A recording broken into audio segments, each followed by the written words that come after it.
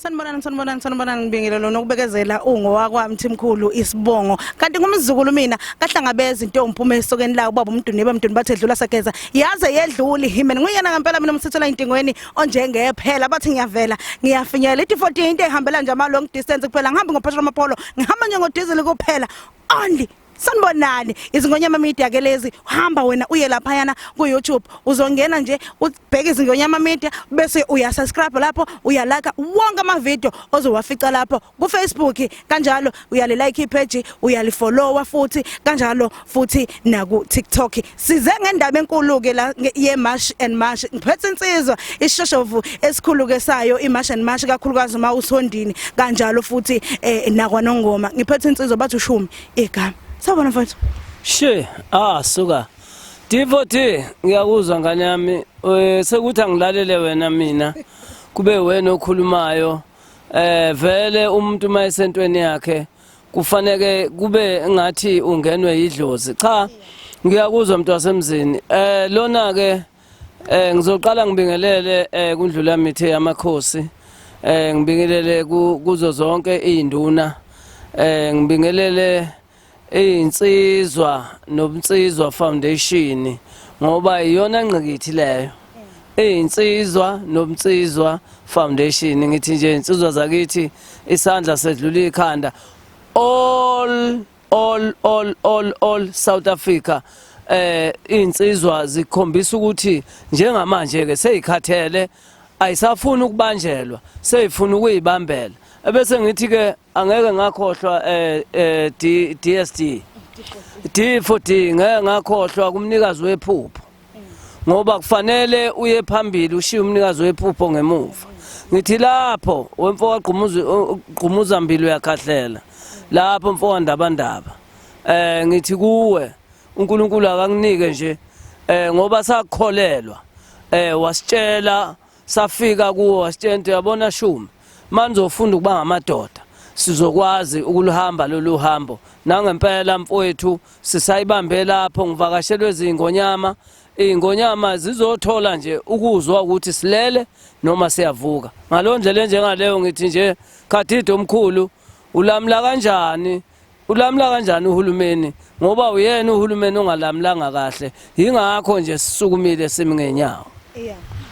Cha engifuna ukuzwa kahle la siyazi ukuthi iMarch and March ubunsizwa nomnsizwa bayo futhi bangenile kakhulu kulento yokuthi kuxoshwe noma kuhanjiswe abantu bokufika ikakhulukazi eNingizimu Afrika labo abalapha ngokungekho emthethweni kanjalo nalabo abasemthethweni nethi futhi anisabafuni shumi bahambe nabo ithi lento kahle akuzwakale kahle eSouth Africa nohulumeni akezwe hayi kodwa akezwa lo awuthi ngiyeke nje wasting your time lokho ngilibala indoda nje isiqukaquka kahle uhulumeni yithu uyathola sithi thina njengohulumeni uphethe iphepha eliqondile awuphethe iphepha eliqondile phela lo phethe iphepha eliqondile wesabani ukubuyela ekhaya ebuye sebuya kahle ngoba manje bayasidida baningi khona uthi uphethe iphepha mase ukuthi kuya verify thola ukuthi utsotsi unamathisele ifake ye passport okanye ye phepha mvume lokuthi ula eSouth Africa sithi nje wonke umuntu ozolalela le interview neingonyama akayithathe serious angikhulumike ngamadoda amadoda wabeletha amakhosikazi awo aphindele nawo emakhaya angwazi ukuthi kanjani lamadoda angasakhumbuli ngisho ukukhumbula emakhaya kuyingozi ke lokhu umsakazo omhle kuyingozi lokhu ukuthi mawuya kwelinyizwe ufika unethezeke kuyisifundo sokuthi mawufikile kulolozwe hambisana nemithetho yakhona mase bethe ayigubhe fanele ayigubhe ngempela Nina njengeMarch and March noma insizwa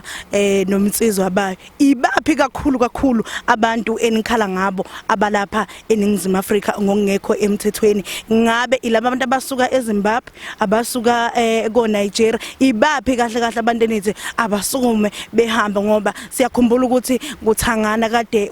uphakela umthakathi lapha ya emntubatuba washo ukuthi abantu abapha bangaphandle ngaphandle ngokwakhe uthe ngamashangane ngikhotha emazweni akhe uthe amashangane abantu bakubo okusho ukuthi kufanele ukuthi uma beqhamuka bona belwa nabantu bokufika belwa nama Nigeria abasukuma abantu amashangane ngokusho kwakhe awasukume alwe kanye nabo alwise ama Nigeria yibaphi abantu enithi niyabasusa ama Nigeria alungile ahlale la noma ama Nigeria wona kumele ahambe kusala abantu base Zimbabwe kusale abantu base Mozambique nithini ithi lento ingqikithi ithi abantu base Zimbabwe abantu base Mozambique bebengenayo inkinga kodwa manje basuke baba zintethe babelethana kwathola ukuthi ngisho emadolobheni asakwazi ngisho ukubeka unyawo nabo sithi ayigubhe ke boyihlela kabusha abanye nje ke beyobona emakhaya abanye sithola isimanga njengoba sihambe sibatshela nje ukuthi ke bebuyele emakhaya abasazi abanye nokuthi imizi siyabhidlika siyabatshela ke sithi ke ababuyele emuva bazobuya kahle ngohlelo esingalwazi lolo hlelo ngoba ufuna singabadida abantu masithi buyela kwelakini asifuni ukukutshela ukuthi sikuthembise ukuthi uzobuya ngoba uma sikuthembisa ukuthi uzobuya uzosuka ungakwenza okufanele lapha emakhaya lapha sithi ababuyele khona ingqikithi enkulu abantu base Nigeria abantu base Nigeria kusho ukuthi bafika kuhulumeni oyithi ngoba ngimbale lo yedwa ngoba angithengwe umuntu mina bafika bathola ifa likamachanga kulelizwe lakithi ngakho ke labo bantu labo silele sivuka sicela ngomoya omuhle peace njoba kuyipeace march kuyipeace umsizwa nomsizwa sicela nje besidedele bebuyele emakhaya kubo bayafuneka emakhaya kubo elamlithi ke uyiMozambique iDRC Congo sesithola ngisho iDRC Congo Ghana Republic Nigeria Tanzania bonke labo bantu siyabacela eke beshayise ngomoya sisafuna ukushisa impepho ibingasashiseki njengoba nje laba bantu siqala ushikishi labo lokuthi abahambe emakhaya mawuthi ushisa impepho emsamo kwagogo isiyaqonda impepho iyakhombisa ukuthi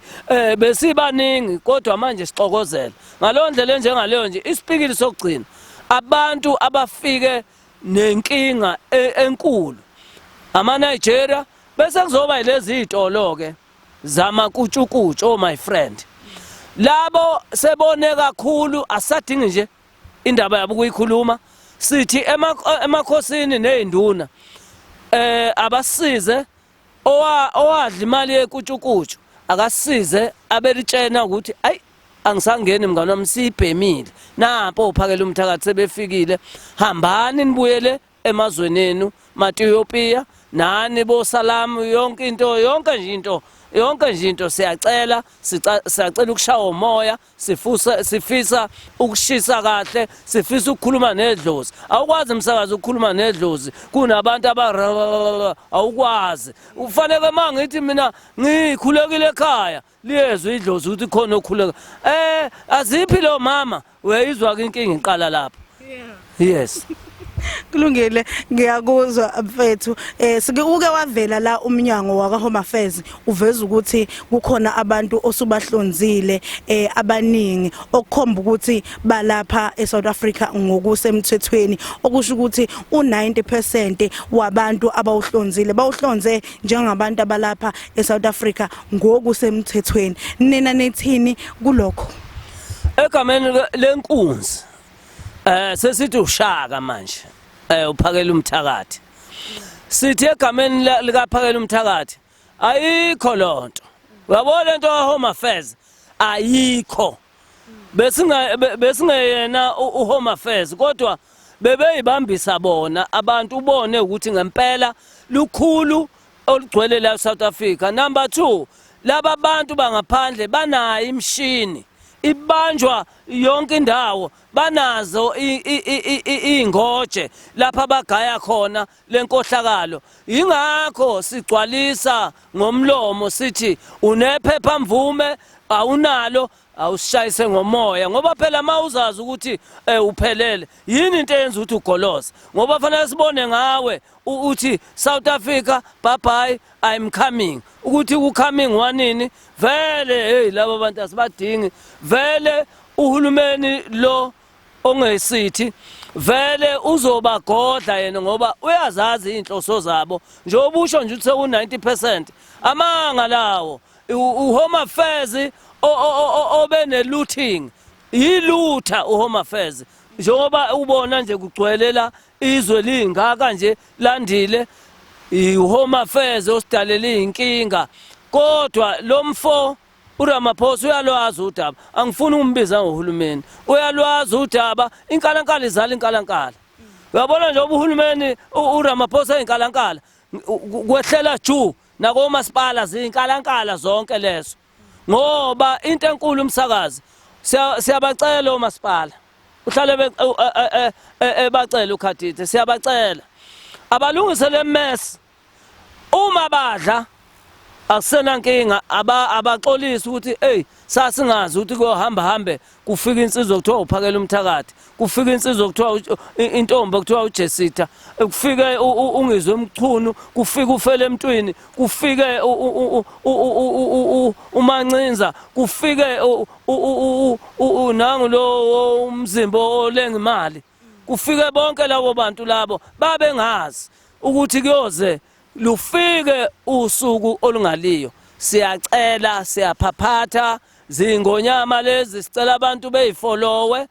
belalele lolu daba abantu bokufika asifuni nje mina ngifuna nje ukukhuluma nge-8 nje ngobe ngihlalele kwami ngidlela ujuice ngibukela abantu esebesho ukuthi siyabonga South Africa sisemazweni ethu naze nasisiza finish. Usakhuluma ngodaba lomasipala siphuma lapha ngumasipala waseNkandla kade kune march and march namhlanje abantu umphakathi waseNkandla uhambisa izikhalazo zawo lapha kulo yamasipala umeya wakhona into ayivezile uveza ukuthi abantu bokufika bahlala ezindlini zenu nina mphakathi abantu bokufika bakhanda izitolo ezindlini zenu noma yini enisuke nikhandile konke bona bese befike beyaqasha ezindlini zenu uma befika bona behamba no immigration no Home Affairs bafika bese kuthiwa ababaleke kutshelwa futhi betshelwa yiwo umphakathi ngabe nina njenge march and march nithini ke kulokho abantu abaqashisa abantu bokufika bona nizobenze njani siholwa insizwa ehlale inombono every day uphakela umthakathi 1 ngiyabashwelezela Nkosi yami abathatha ngendlala ngoba ukuthatha ngendlala lokho uzogwavumisa indoda ongayazi wena la ekhaya unezingane wena la ekhaya unonkosikazi yonke lonto abantu bakithi abacela ushwele bayenza bengalindele njengamanje isiyingozi enkulu ngakho abavalise abantu bokuhamba babatshena abantu bokuhamba ukuthi sesibongile bafowethu angeke bethuthe nezindlu zabo okwabo nje abantu bakithi neinduna ngeke ngibize ngamagama induna ezadla ngamakutshukutshu ezadla ngo my friend ayivalelise kusemanje ngoba kade siloko esi-operate emadolobheni njengamanje siye emakhaya siyacela siyaguqa siyaphaphatha induna wena nduna neinduna ezagwinyayo hayi ngeke isakuphalaza ezazikudlile kuphela zisho ukuthi nampo uphakela umthakathi isiphemile ababuye hambani madoda nibuyele kwelakini. mhlambe la uhulumeni njengoba usho ukuthi uthule akasho lutho uma kwenzeka kufika umhla ka30 lo okuwona umnqamula juqu yini eniyimisela ukuthi niyenze uma laba bantu bokufika enithi abahambe bengahambi makufika umhla ka30 yini eniyimisela ukuthi niyenze na uhulumeni nje emuphi umyalezo nodlulisela kuyena uma kushalo umhla ka30 bengahambi emsakazi siyofika nje sizobabuka sibuze sithi hawu niselapha ilokho siyokwenza nje kubo akukho kunye siyofika nje hawu niselapha anikahambe ilokho siyokwenza kubo ngoba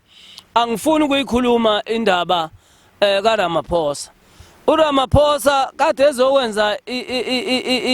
ezo addressa isizwe wafike wathula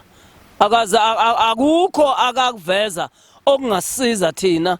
njenge South Africa akukho ngoba njengamanje abanye bacabanga ukuthi senza icontent lento yenziwa uKhatita akusiyi content lento yenziwa yithi siyumtsizwa nomtsizwa akusiyi content lento yenziwa imarch and march akusiyi content kodwa ibika ukuthi lento sifuna ukuzakha sifuna ukuyihlela kabusha sifuna ukuyimela manje noma ngabe kuthiwa uma behamba laba bantu so sale siphila kanjani sinayo iplan yokuphila sasivele sinayo iplan yokuphila umuntu ojwayela amafeje kumanje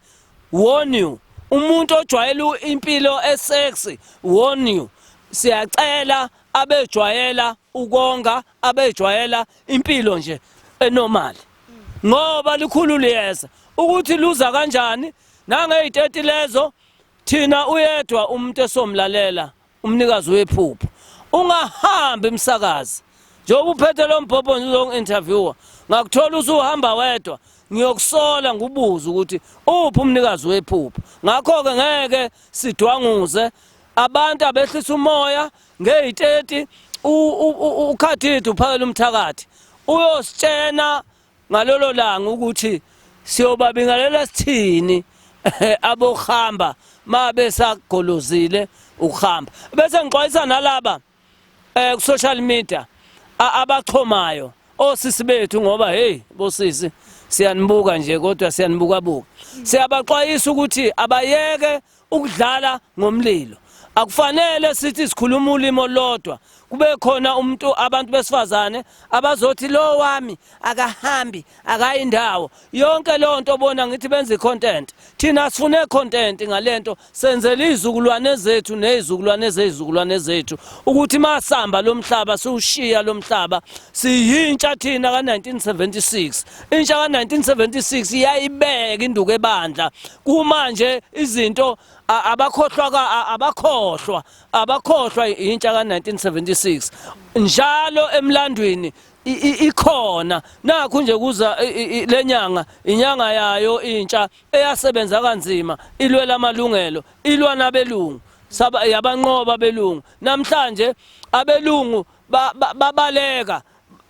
bathola iplan yokuthi besidivide njengamanje bafika bengene thuxa kubantu bakithi bethi fu imali emva kwalokho abantu bakithi beyicabangela izisu zabo namakhosikazi abo bese bekhohlwa ucabangela iSouth Africa uKhatita iphupho lakhe nabo bonke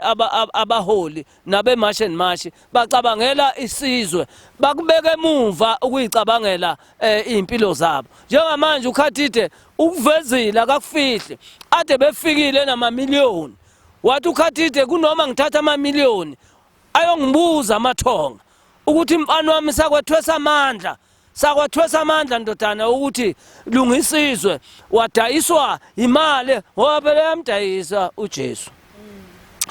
imali ngicela ukutshena iSouth Africa ukuthi i-drugs lelo ngoba nawe nje umsakazi mangase ukuthi kukhala kasha uthola usune 5000 ekhikhini uyokhohlwa ngisho nalombhobho uyabona ngakho ke bafowethu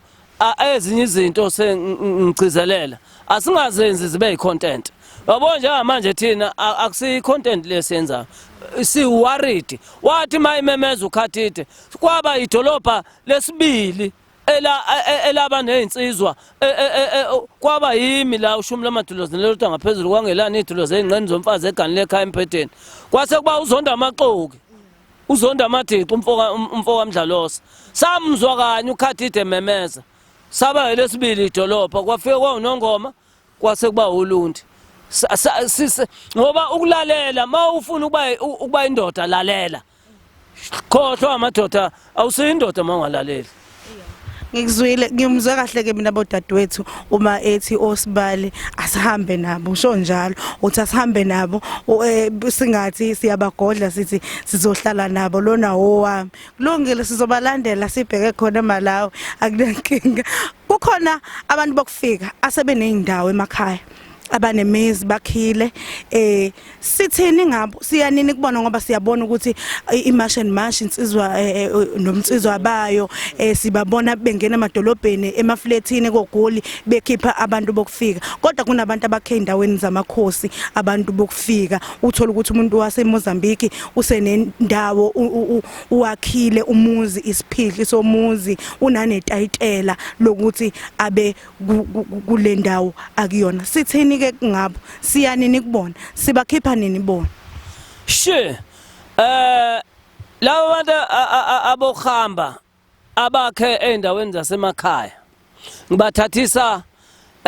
njengokuthi induna ngiyithatha njengo home affairs hayi angizethembi mina angisazethembi zifa ngamvunye angisethembi ngalutho umnika kanjani umuntu wale mazweni umnika kanjani ititle vele izinkinga lezi njoba siyakhona nje emphakathini asifune ukudiscussa noma ngabe usiwakhe isiphihli esingangemoli hamba uye ekhaya ukhiye kahle ingide zakho uhambe uye ekhaya lapho oqhamuka khona yilokho esikushoyo ukuthi wakhile wawungakhele thina ushuthi kufanele kutholakala isifundo umuntu mayifika kulolozwe akabe ne make sure ukuthi hayibo ngicuphile la mabe ngasabala bethi ukuthi fanele ngithi hack njengathi thina abantu bala eMzansi eSouth Africa ma umlalela ubalalela abantu abajwayele ukuvakasha kulamazwe angaphandle ayifani nalento yala lapha nabathu useshwa uhlala unyakaziswa ukuthi uhamba nini mawuthola ukuthi usiweqile usuku la kulokuhamba uyaboshwa abanjani laba abadwanguza usuku nemini mhlambe uma sebehambile abantu bokufika ikhona yini indlela noma niyakubona yini okuyinqubekela phambili okuzokwenzeka okokuthi izingane zethu leze engasebenzi ezingayitholi imisebenzi kuvuleleka amathuba emisebenzi kanjalo namabhizinisi sikwazi ukwavula awuyithinta indaba uyabona ke makhamba la and umehluko ukhona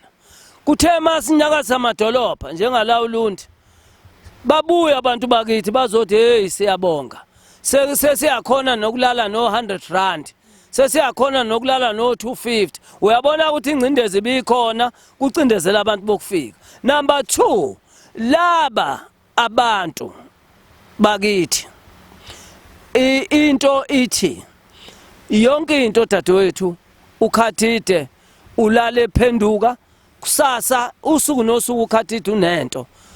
njengamanje uma sebehambile bonke laba bantu bokufika ngeke uKhathide angabi nayo option uzoba nayo option ukuthi kufane siyophila kanjani siyisizwe ofuna ukungena e-tax shop uzokwenza kanjani ukuze honorishe i-tax shop bese sidlulisa umlayezo futhi phekwa lo nkulumo esazoyilindela kuKhathide abantu kade beqashisa abantu bokufika kuze sizwane umuntu akacabanga ukuthi uma irent ebetamza nje njengamanje sokufanele kahleleke ngoba fanele sibambisane and laba abantu ebebambisane nabo abokufika la kuzokwenzeka kufike umtsitso okuyimilela akubanjiswane ngerent singathathi ngendlala kuze zonke izinto zibe msorolo zibe covered kulungile kade ukhuluma la ngendaba yangesonto lapha ya kwaNongoma kwenzakalani kwaNongoma Ngoba msakazi isazoba seyithebeni uKhathide uzobuya kuthina asitshene ukuthi weyinsizwa nomtsizwa senzani kwaNongoma noma siyongena eWimpi sidlo juice usazobuya kuthina angifisi ukuthi ngiqhamukise okungaphezulu ngoba mase ngase ngiqhamukisa ongaphezulu kusho ukuthi iphupho sengiyaleqa iphupho kuphela nje wena msakazi bamba lapho nje uncike lapho nje uthula uthi twi yeah kulungile usufikile ke umhla ka30 ngiyacabanga ukuthi leli viki nje leliya elizayo abantu bayahamba babuyela emakhaya abanye futhi sebeqalile siyabona ohulumeni waseGhana uyabathatha ubabuyisela emazweni akubo sithini okugcina uzothini nje kubantu ngemanje bokufika ababukele lo mbukiso panya umuntu sicela ukubonga kumengameli kusho ukuthi ulale ephenduke into yakhe ihlelekile umengameli waseGhana siyabonga into ayenza ngokuthi akhumbule abantwana bakhe ababuyisele ezweni lakhe sithi ke kulaba abanye omenga siyabonga nakwezinye indawo ngizwile impela nakwezinye indawo bonke labo omengameli siyababonga kuzoncipha ukukhuluma isilungu manje ngoba lento yokukhuluma isilungu iyo lento eyasixabanisa nabantu umuntu ecabanga ukuthi sofika la thina uzofika la wela kithi sikwitize izophela lonto yokukhuluma isilungu ngoba iyo lento exoviwe njengamanje utsotsi mangangizwa ukuthi ngithini akabuze kwabezwayo sithi webantu bokufika hambani kahle bafowethu siyobuye sibonane ithi ingoma sobuye sibonane isho njalo ingoma hambani bafowethu nihambe kahle asikhulumi nje i30 mina ngifuna nje ukuyifaka ekhanda ngoba kuyobe sekushaya umoya bese kuthe hwe bese kuthe nje mhlambe singene la kuhulumeni ngizwile ukuthi impela ayikho into ofuna ukuyizwa ngayo kodwa ngifisa ukuthi sibheke amaqembu ezepolitiki kanjalo nohulumeni obusayo bathule ngalento eyenzakalayo yemarch and march kanjalo nensizwa nomtsizwa bayo kodwa sibona amanye amazwe futhi ayakwazi ukuthi ebuye ezolanda abantu babo la eSouth Africa nina nibona ukuthi bakuthathe serious kangakanani abantu bangaphandle lokhu okwenzakalayo la eSouth Africa hayi sicela ubashayela izandla abantu omengameli bamanye amazwe yikho ngibabiza ngomengameli nje lo mfowethu lo uRamaphosa ulibele ukudansa uyambona ukuthi hayi ushuthi untante emafutheni akayingena indaba yokubuka akayisiki iphethini kahle fanele iphethini uyisike ku Home Affairs kufanele abe nje waphinda futhi wasika ku Home Affairs wasika emngceleni ukuchecka ukuthi yini engangixabanisa nabantu bami eke ngilungisa indaba yemngcele cha hayi ayilungi leyo mina ngabuka isimanga kuthiwa kunomngcele eSwazini ayikho le nto uyajumpa nje awujumpi ngisho ukujumpa uvela ungcinye ucingo weqele ngale yonke le nto uyayibona ukuthi akusiyibhoda leyo manje ke ithi lento uhulumeni nalezi zigi ziyamethusa kodwa nje kubonakala enganandaba naso ngakho ke abantu bomthetho siyabacela futhi nabo abazi ukuthi uma sebeyikhumulile inyumfomo bawumphakathi amasosha awazi ukuthi mase ikhumulile inyumfomo awumphakathi abapheleli lapha ephoyiseni abapheleli lapha ebusosheni ngalondlela enjengaleyo abasukufukuziswa indoda eyodwa ngoba yithi uhulumeni kahle leya ndoda leya ineyinhloso zayo ngakho ke siyacela fana labo kuthiwa hayi basikhoshela ngalokho labo kufika hayi uhulumeni uthi asihlale ithi into ke uma sesizokubuza ukuthi awuhambi ngani asazi noma uyobe khona uhulumeni wakho lo noma uyobe kuphi ngoba thina nje okwethu lokho yaqala imarch and march siyabahlebela nje uhamba nini namanje sophinda utsotsi sizomhlebela uhamba nini kulungile mhlawumbe omunye umuntu uzothi uhulumeni zikhona ezinye indlela azame ngazo ukuthi abahambise abantu bokufika ngoba kuneminyango yakwa Home Affairs kanjalo no immigration ibona abamelwelwe noma bathwele ijoka lokuthi babahambise laba bantu siyabona eGoli kunamaphoyisa khona to khona la aka Metro ahambe bheka ama ID kubantu mhlambe akiyo yini indlela azama ngayo uhulumeni ukuthi ahambise laba bantu bokufika ayisebenzi hayi ibuthutha lonto le ngoba uthi uyafika la izilekeni sama drugs kade kwavalwa iphutha lokuqala lelo elesibili immigration abantu sikhuluma abantu umsakazi abayibanjelwe indlala njengami babishile ekumandetheni ukuthi njengamanje ukuthi ngithi ngishaya ushompe hayibuya ngapha wena lo mkhuba lo iwona obulale kakhulu eSouth Africa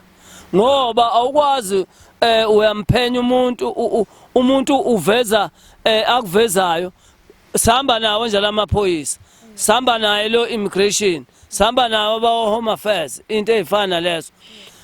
yibo phela abatholayo ukuthi lo muntu ulifekile iID into esiphethe kabi kakhulu abomthetho abayeke ukuba isisulu sabantu bangaphandle yebo akusavumi beyeke labo abadlayo eke besimele kancane amabhilidi abantu ngeke abahlanya abantu mabethi lapha shumi lamadilozi ngenani lapha kunento ethize siyafika lapha nasekuvaliwe namaphoyisa aphinda abe budedengu ngokungafuni ukumela ubuphoyisa babo ukuthi uma awasenze nathi amaphoyisa seneliseke ukuthi umsebenzi wawo ayawuphusha yeah mhlamba omunye umuntu uzothi umsebenzi wamaphoyisa unqundekile ngoba uma nibathatha nibangenisa kumashi begade imashi basuke bengenayo lento ekuthiwa i-search warrant ukuthi bangene emabhilidini bese besesha amabhilidi mhlambe siyakubuka lokho hawu noma ngabe banalo search warrant le imbambezela leyo dadewethu ngoba masingase sithi sizoyeka ukulwela ilungelo lethu njengabahlali base South Africa sithi silindele lo ma search warrant kungaze kuphele 3 years silindele lo ma search warrant la hey stop you don't stop carry on asifune ma passport la asifune lutho abantu nje engavala ngalo ngokuthula bebuyele emakhaya no dadewethu laba ngokuthula beyobona umamezala kubola amadoda abo abageyiza ngawo futhi ke senginonga abazane hayi ngoba ngiphikisa omdala ngiphikisa isonisilo cishe naso la esikhona siyabonda hayi labashana nabo yibo bagulelwa kakhulu ngamakhanda mina ngibona ukuthi aziye zonke hallo hambani nabo dadewethu angazi noma nawe mawuthi uyingxenye thatha umshana tsamaya landela abantu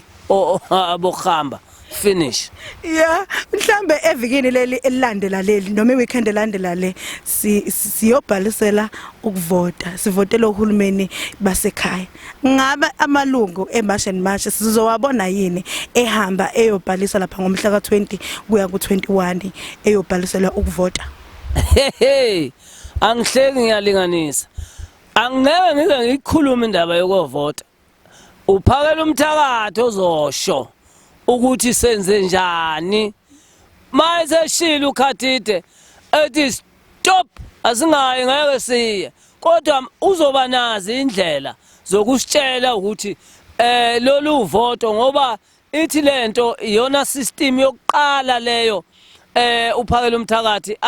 anephupho lokuqeda ngesystem ngoba iyona isystem esixovayo la eSouth Africa njengamanje lento yokuvota iyona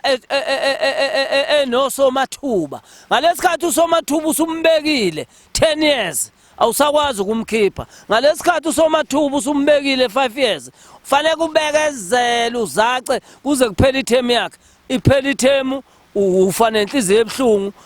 utsotsi akayiqedile ithemu okokuqala nje izwe msakazi wami liyolunga ngokuthi siqede le system okuyiyona esixhaphazayo finish. Hayi kulungile ngiyakuzwa kukhona la elinye izwe isilo sikaZulu esathi siyakwazi ukuthi siganiselane naso iSwaziland. Ngabe mhlambe nabo njengoba bewomakhelwane bayafana neprovince yalapha eSouth Africa nabo sithi hek abahambi. Nakho engicela ukweluleka abantu bakithi. eSwazini ngajabula ke belungise nabo idolobha lapho. Sibathanda impela oswidati bethu kodwa nje mina umbono wami nombono wephupho lika Khatide wonke umuntu akanese idolobha lakhe abe right ngalo ekeyeke nje uhamba entaza eyeke nje uhamba entaza wonke umuntu akalungise idolobha lakhe. Ulamla kanjani Ulamla kanjani ulamla kanjani wena uvuna ba wena uvuna mangalawo abukho obulungiswa ngesenzo sakho wemxabana weRamaphosa ulamla weRamaphosa wena uvuna bokhamba hayibo stop you bambe lapho mfana.